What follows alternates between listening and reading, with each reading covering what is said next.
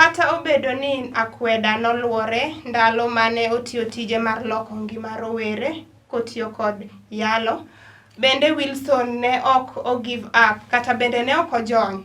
Nodhi mbele moneno ni ngima rowere e gwenge mag Kibigori, Miwani, Kisumu County oloki e yo mar yalo kokalo e kanisa. Omiyo chieng' ma kawuono wan kod e Lolwe TV adwani mondo mi wasigande kaka jalno manochako The Great Commission Team mondo meni rowere ong'eyo yor kanisa. Arwaki ni machiegni Wilson. Amen. Anang'e mana nyingi mar Wilson. Adwani mondo ing'i kamera kacha mondo inyis rowere joneno mag Lolwe TV nyingi full kumia gi gino mitimo. Iluonga brother Wilson Otieno mawuodo gwan. Ajan mowar. Yesu Kristo no waro ngimana kapod an ojana. Kendo pod an ojana nyaka sani. To asewuotho kod warruok moromo an kod dhako, an kod family mara. Kumae kata dalawa iluongo ni Kibigori. Kibigori sub-location mane within Chemlil-Tam ward. And Moroni sub-county, Kisumu county. Amen. Erokamano. Yes. Adwani kawuono igo kodwa mbaka kalure kod tiji mar loko ngima rowere through evangelism. Inyalo nyisowa ni tijni ni chako karang'o to en ang'o mani neno e gwenge manie mag Kibigori dongi? Yes. En ang'o gini mane luoro vijende ta kweda mage mokwongo mani kale sama nikelo wach Nyasaye gwenge machalo kamani ne rowere? Mokwongo Kibigori oting'o vijende mang'eny, kendo mar ariyo bende wane border kod jolang'o. To through this nomiyo weche moko ne nyalo bedo thurwa kaka lweny, kuo, kendo sana kijende mag thurwa ne nyalo bedo kod lwenje bende makaka ojende. Kendo samoro yudo ka gine liel, ginyalo betore, ginyalo gore, time mag maundu ne ng'eny. To mano biro miyo wabedo kod paro moro. Ma wacho gi chunya ni ka Nyasaye nyalo loko ngimana, to kata mana owetega kod nyiminega gibe Nyasaye nyalo loko ngimagi. To mano miyo ne wachako The Great Commission Team, GCT in abbreviation, 2018. Kamano. Inyalo nyiswa ni lwenje mane vijende donje gi nen incitement koa kamoro koso bedo ni en e kind border mag pinje ariyo. Koso ang'o mani pani nyalo kel nen area ma inyuoe kong? Wach number 1, kiweyo lweny manie kind border, mokwongo kaka vijende sama gidongo, tibro ka nitiere some characters moko magin go. To ma nyalo miyo gidonje lweny kod dhao. To nwawacho ni ka wan jomatindo wanyalo yalo Yesu thurwaka, to kata mano wetewa gi benge mage nyalo lokore. To mano nomiyo chunywa nong'ado, kendo nwang'ado mondo mi wachak lando wach Nyasaye e thurwa. Mano wach number 1. Kiweyo mano, e sani ka wawuotho, nitiere wach ma jomowar kata the believers atimo. Wang'eyo waduto ni walamo Nyasaye achiel. Kendo wang'eyo waduto ni wan jomowar kendo wadwa dhi chamo gomo siku manyaka chieng'. To wach achiel ma inyo jomowar nyamera en ni nitiere akweda mar din manyo donjo. Ma ng'ani neno ni jalni okowar, jalni emowar. Ng'ani ok anyal pako go Yesu, ng'ani anyalo pako go Yesu.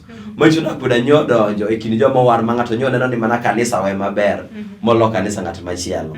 To mano momiyo nabedo kod dwaro moro mondo mi wachak miluongo ni interreligion, interchurches. Manyiso ni wanyalo riwo dinde, wanyalo timo wach Nyasaye kamoro achiel, kendo sama wach Nyasaye to wach achiel mwalando en mana ni Yesu Kristo notho, nochier, nogure, mano kende.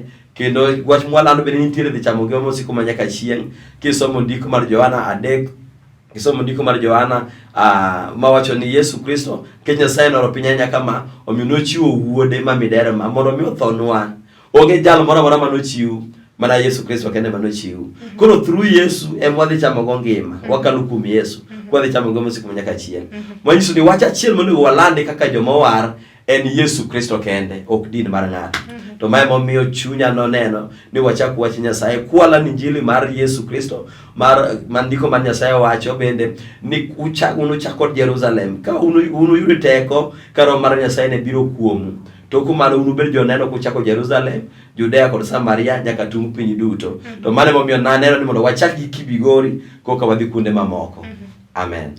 Ageno ni vijende ma Kibigori neni kendo ging'eyo gino ma isetimonegi e kit ngimani nyaka nichak gini 2018 nyaka sani higni 4. En change mane ma iseneno e kind vijende nyaka nichak kanisa machal kama kata chenro machal kama e gwenge ma Miwani? Namba 1, e thurwa kamae nitiere neno mopogore opogore. E sama nitiere ka e studio ka, wan kod wadwa miluongo ni Okoth Maud Magero. Jakibigori mora mora manitiere manena ka e sani nyalo dhi penjo kaka ngima Okoth nolokore kokalo kuom team mar The Great Commission. Wan kod ji mopogore opogore mang'eny matimo neno kata sani ni The Great Commission team noloko ngimagi. E sama wacho wechegi, jal mantie Kibigori sani nyalo confirm ni weche mawacho gin adieri kata gin miriambo. Wan kod ji mopogore opogore kuonde duto mosetimo wach Nyasaye, nyaka South Nyanza kamoro amora mosetimo tich Nyasaye, Nyasaye oseloko ngimagi. Nitiere joma ne wayudo ka tuo, Nyasaye nochango. Nitiere joma ne wayudo ka nigi chandruoge mopogore opogore through issues mag keny, Nyasaye no restore their marriages. Kendo sani gidak kaka dhako kod dichuo. Koro mago weche ma Nyasaye osebedo ka timo e wuodheni nyaka mang'eny mamoko mokanyal wacho sani. Amen. Inyalo nyisowa ni ng'ama ne odak Kibigori ama ng'ama odak Kibigori ndalo mane lwenje nitiere 2017 nikech magi ma uchako 2018. Yes. Inyalo wacho ni ng'ani nyalo neno changes, onyalo chung' motim neno na diera The Great Commission team osetemo manyalo mondo ne ni ngima vijende olokore gwenge. E thuolo ni entire Kibigori sublocation onge jal mokia the story of The Great Commission team. Entire Kibigori onge jal mokia. Wasetimo tich Nyasaye Kibigori. Kendo waseyalo injili Kibigori. Neno nitiere mopogore opogore nyaka an mawuon mana ka an kod neno kokalo kuom this team. Omiyo an kod adier ni ng'ata mantie Kibigori ni kod neno maginyalo wacho kata maginyalo timo kokalo kuom this group. Mano Kibigori kende kiweyo kuonde mamoko. Amen. Erokamano. Mana kwa dhi mbele inyalo wacho ni kopogore kod yalo ne vijende wach Nyasaye, gin support mane ma umiyo? Inyalo nyisowa ni support no oa e grupu ka koso un gi donors moko? Namba 1, wach Nyasaye ndiko ma Nyasaye wacho ni Yesu Kristo en duto kuom duto. Manyiso niya, sama itimo tich Nyasaye nitiere bende social life. Wan kod spiritual life kod social life. Spiritual life en sama yalo ne wach Nyasaye no tikone no winjore olokre timne marach. Eka wan kod social life mani kod ng'ato nyalo rwakore kaka kora rwakora kama, ng'ato nyalo chiemo, onyalo bedo kod ot moninde shelter mare.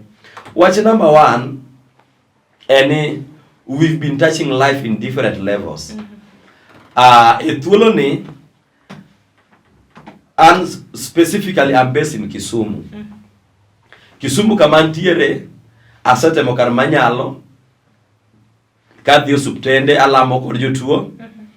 Street boys asebedo kalimo gi, anyalo pogo gi gik matin ma Nyasaye omiya.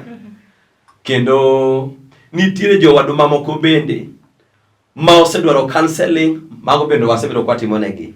Eka nitiere jomoko ma bende aonge okang'eyo gi, to kokalo kuom Facebook and WhatsApp group ginyalo yudo namba na kendo gigocho na kendo akonyo gi lamo Nyasaye, kendo Nyasaye osebedo ka reso kendo giduogo timo neno. Koro to me anyalo wacho ni Nyasaye touch lives of many people both spiritually and socially. Amen. Erokamano. Mana kwa dhi mbele inyalo wacho ni kane uchako gini chien kucho mondo me une ni vijende owuok e njore, ne un team maromo nade? To ere kaka ne ukelo vijende gi pamoja? Ne uwuothe dhot ka dhot koso nitiere kamoro mane uset aside ma urome? Ne watimo gimiluongo ni door to door. Ne wajabedo ga gi revival motieno, night revival. To ne watime ga every Friday. Ne watime kuonde mopogore opogore. Through that we were able to reach them. Papa Yesu.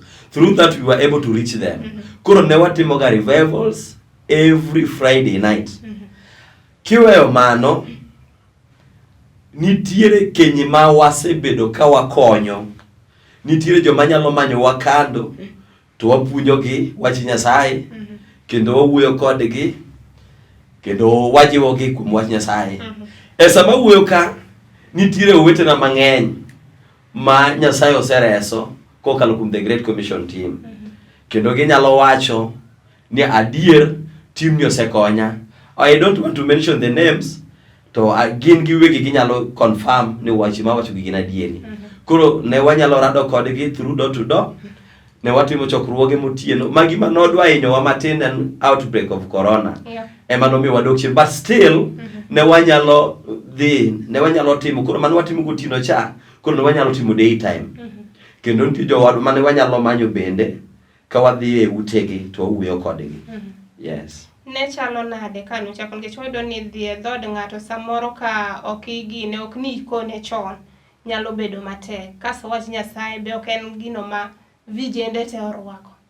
Inyalo nyisa bende noyot, to ka noyot e yo machal nade, to ka notek to ginang'o gini manokalo. Wach number 1 en ni ng'eni sami chako gimoro tibro yudo ka ber ne ji mang'eny pod ok ong'eyo.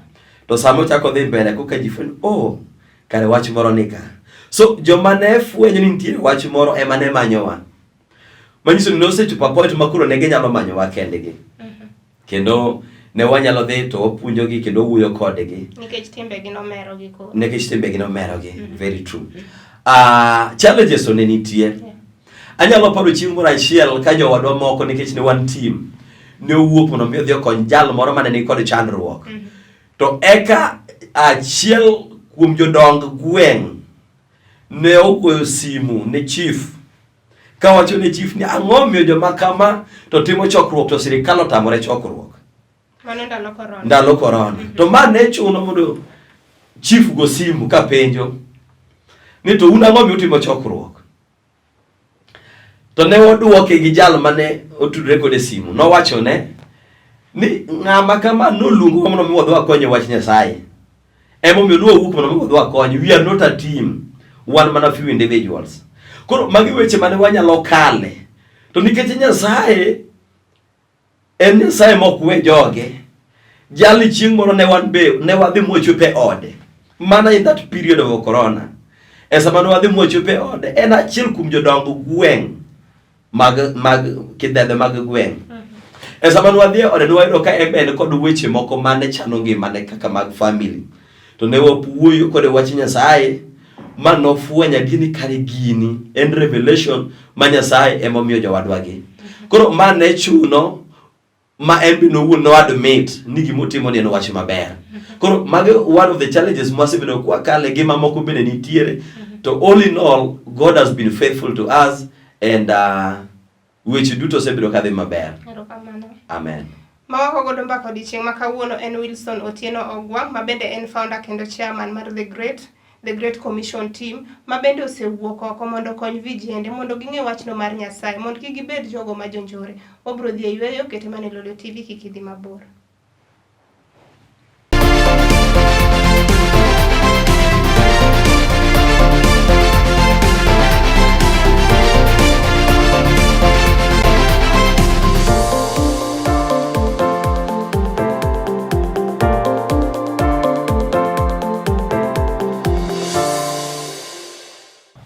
Chenro en Twak Rowere arwaki kende tielo mar ariyo ka bende ne ng'ano ma samoro ne onge but wang' jowi mare. Wendo ma kawuono wan godo e studio en Wilson Otieno Ogwang, ma bende jakibigori. An kora bro wache ni miwani. Yes. Miwani chiegni e dhoga. Wilson mana kwa dhi mbele. Inyalo nyisowa ni bende nitiere training mora mu offer ne rowere un kaka kanisa. Amen. Wa offer counseling training. Kendo we have plans. Ka Nyasaye otimonwa ng'wono to by higa manyien wadhi bedo gi headquarter wa in Kisumu. In that office koro wabro timo chenro mopogore mana kaka nawacho ni ok en mana spiritual life kende to wan nyaka kod social life. Wan kod chenro mar konyo the vulnerable, joma ok nyal. Number 1, wan kod monde liete ma ok nyalo yudo kata mana kaka gigero udi. Gininde od lum kendo koth gogi. Number 2, wan kod nyithindo masomo to school fee chando. Nyasaye kotimonwa ng'wono to wabro bedo in a position mwanyalo nyaka chulo ne nyithindo gi school fee. Leaving that aside, wan kod chenro nyaka mar konyo the street boys. An personally en gima asetimo na personal level, kendo asetime kendo ang'eyo gik ma uwinjore kata gik madwaro mondo mi otime. To ka dok chien, penjo moro ka be wan gi some donors, kata ka be wan gi some sponsors. African culture, Africans osebedo kod mentality ni ng'ato nyaka bed gi sponsor kata nyaka bed gi mzungu koka gigene nyalo timore maber. Wan kaka the Great Commission team watimo gigwa kiwan. Like sani wan kod chokruok maduong' madhi timore piny mar Kisumu kochakore tarik 3 nyaka tarik 7 dwe mar 8. Wan wawegi wan mwa sponsor chokruogno. Manyiso ni watime through WhatsApp group. Watimo fundraise, and through that wanyalo loso go chenro magwa kaka the team. Waonge kod any donor, we are the donors. Inyalo nyiso wa venue magino bro timore bedo ni pod wan gi dweche mang'eny mondo mi wachope dwe mar 8. Amen. Nyasaye ogwedhi. Chokruogni bro bedo Kisumu tarik 3 nyaka tarik 7 dwe mar 8 igani. Obro bedo hosted kod church miluongo ni Worldwide Gospel Revival Fellowship. Kata in short, obro bedo hosted kod church miluongo ni Worldwide Deliverance Gospel. E piny mar Kisumu kamoro ni Konalejo Manyata. Erokamano Charles, adwa nang'adi matin rowere ma wetena. Ageno ni uwinjo maber gima Charles wachono. Chokruogno wayie uru wachope nikech wach Nyasaye en ngima. Wach Nyasaye makelo lokruok. Wach Nyasaye momiyo wadak kendo wach Nyasaye emomiyo wan gi ngima makiny. Wadhi mbele. Nikech this is a group, it is evangelical group, an evangelical group. We are not registered. So mostly what yoga under churches. Like now we are going to be hosted called the church Mara Maleme. Ilumni the Worldwide Gospel Deliverance. Mano is the church mabro host the mission. Joma bro tiyo tich Nyasaye kanyo gin invited guests, and most and kod joma moko bende mabro timo the better part of chokruok makanyo gin the members of the Great Commission team. Yeah. Amen. Inyalo nyiso wa ni kopogore mano ere kaka vijende osekonyore kaluwore kod donjo the Great Commission team Kisumu County Kibigori Miwani. Number 1, kijende mang'eny gi magi oselokore. Mano wach manyalo wacho no setimore. Kijende mang'eny gi magi oselokore, kata kijende kende. This thing is touching even the lives of jomadongo. Jomadongo bende ni kod testimonies magi nyalo timo. Ngima gi oselokore. Keny mang'eny has been restored. Keny manyopogore has been restored kokalo kuom this team. Ndalo moko wanyalo paro kane wadhi chokruok e piny mar South Nyanza. To sama ne wadhi timo tich Nyasaye, to nikech sama wadhi e dala moro to nyaka jo dala no rwakwa. Achiel kuom mama mawuok e dala ni ka nochung' to notimo neno ka wacho niya, ni an sama nubiro na paro ni adhi neno joma chwe, joma orwako deyo, joma nigi ludhe moko madongo, joma opong'. No kang'eni mana une mubiro ka. Manyiso ni chunye no chayo kendo chunye no thinowa. To mano ne ok ochalo nikech kata Yesu bende no kwedi. Sama ne wachako wacho wach Nyasaye, to ne wapo ka mama ni teko no ting'e kuma ne nitie ka kele dirwa kama ne wapake Nyasaye. Sama ne wachako lamo ne mama ni Nyasaye, to ne wafwenyo ka koro jochinde wuoyo kokalo kuom lewe, ka wacho kaka osebedo twech. Wiki kwil ni sama ne otimo introduction no siemo no wadalane. Koko no neno dala maber cha. Dala mata aliele cha. Mano e dalawa. To nikech chunyu sunga mar joluo nodonjo kuome. Sama nwachako timo tich Nyasaye, ne wapo ka chunye nyalo wuoyo ka wacho misingi mogure dalano. Mano mano wafwenyo nitire nyaka nyathine moro mano nyuol 2012. Poko wuotho okonyal chiemo kende nyaka pidhe. haja duto, obed haja kubwa, obed haja ndogo, otimo kama oninde.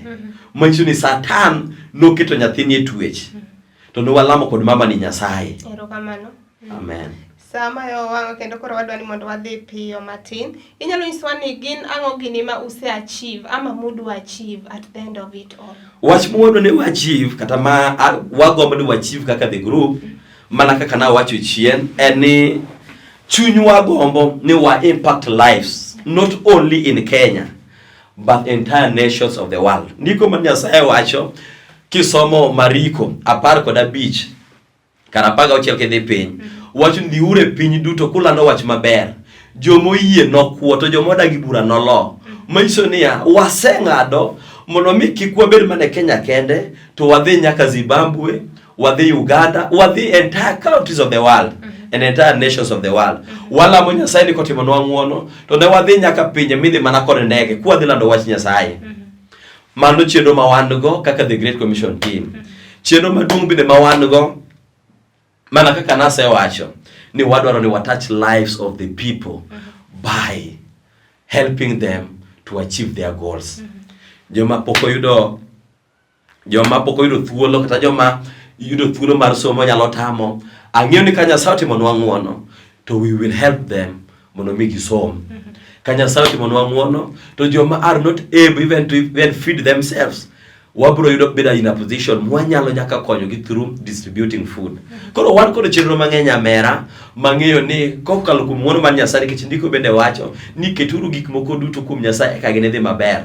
Mano kisomo Ngeche 16:3 wang'eyo kata sama ntiere ka an kod yie ni chenro duto mwachano timo gi bro dhi maber kendo gibro chopo kare. Erokamano. Amen. Wilson, inyisa chien kacha ni sama ni chako wachni e gwenge ma Miwani, nitiere kweda mang'eny manikalo kendo noluongi nyinge mang'eny, noluongi nyaka ang' ni konwa kaka ni wacho na chien kucho. Amen. What kept you going? Okay, number 1, sama ng'ato chako gimoro nyako kale akweda, e thurwa neno ka gima wadwaro mondo wachak din. Neno ka gima wan gi chuny moro mar chako dinde. To mano ne ok otimo nikech mano ne ok e fwenyruok ma Nyasaye nomiyowa. Wach namba 2, jomoko noluongo wa nyaka ni wan Illuminati. Ni walamo nyiseche kata wan e pinyruoth machielo.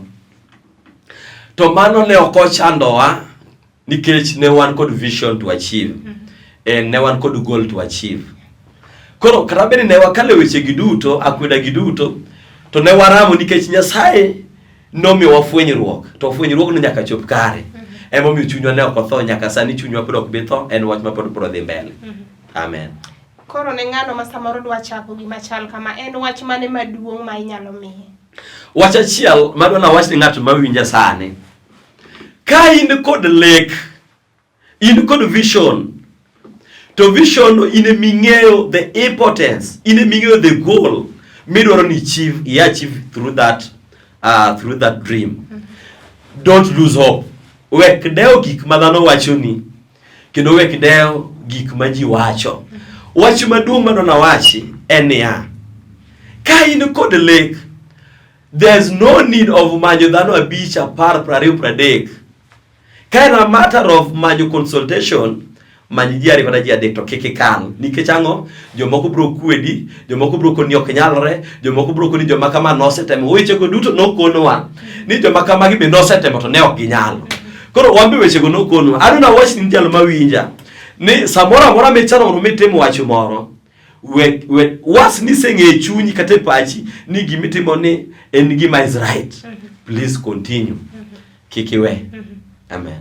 Wilson, wayudo ni wuoth moro amora ma ng'ato kadwa chako gimoro ama kosechako kendo dhi godo mbele, bedo ni otin, bedo ni oduong', bedo no dhi kode maber, bedo no dhi kode marach, nitiere challenges ma nyaka ng'ato kale. Achiedh nade, wan kod mabeyo, wan kod samoro ma ok odhi kare maricho. Idwa nyisowa ni en ber mane miseneno nyaka ni chak wuodhi e The Great Commission team mar loko ngima ji? Wach mamoro ngimana kaka wuodo gwang', ahero gatio luongra kamano.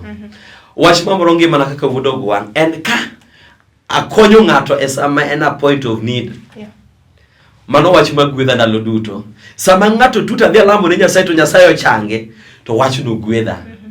An gi joma ng'eny mok anyal mention their names. mosego simu maselamne gi Nyasaye kata ndalo moro mokalo nitie jalo moro ma was admitted at Homa Bay no bedo ne gi tuo mar meningitis to kane osiepne no miya namba ne to nagwone simu to nalamo kode Nyasaye Nyasaye no changi ma wach mana wacho ne ni owadwa gima ng'eyo ni isechango kendo gima ng'eni dok e tiji wach ma kik wi wil go en gona simu ni isechango kendo isebedo discharge to wiye no wil no gochona but friend mare no gochona koro an moro chunya ka attach lives kendo moro chunya ka through mi ngato nyalo timo neno ni Nyasaye no timo na mako kalukum brother Wilson wach ma moro chunya kabisa Wilson mana kwa dika ima watieko koro wayudo ka rowere mang'eny akia ni en luoro kanisa akia ni en fia ma kanye akia ni samoro gi neno ka gidhi kanisa gine midhi wachgi gine midhi yalgi gine ma pastor dhi wuoyo kuomgi to kawuono wayudo Wilson ma bende isenyisowa kata ni udhi chako counseling gwenge ma Kisumu ne rawera madwa yudi inyalo wacho ni yudi e gwenge mage sani kapok ubiro Kisumu mondo mi samoro rawera ma samoro nigi wich kuot anyalo tiyo gi dhok no wich kuot make mar donje kanisa mar yudo wach Nyasaye mar samoro wan gi ma tich otamo osesomo to ni dala Wilson yudo kanyo mondo samoro wuoye gi rawera ni omiye advice omiye counseling makare Wilson odak Kisumu kamiluongo ni Manyata Sije Manyata Sije emwisho wa gari Kia Town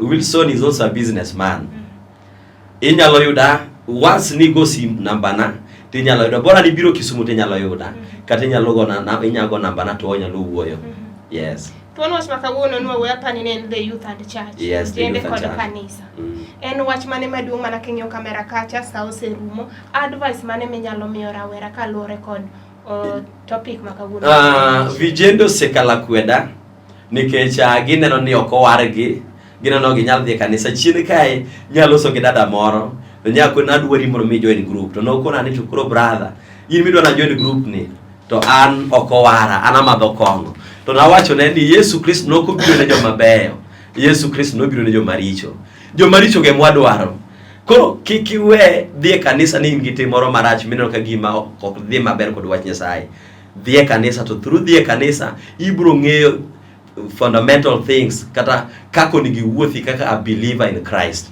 kiki lose hope kikijogi kikiwe dhi kanisa to wach Nyasaye bro miyo nyaka generation mari makiny dhi maber nikichango imiyo gi the foundation puonj makare ahinya janeno mar Lolwe TV kowuok kuom wendo mar Wilson Otieno Ogwang ma bende en founder kendo chairman mar The Great Commission Team mawuok e gwenge go ma Miwani asabedo jata chenro mar Pauline Wayudo rituru masani amen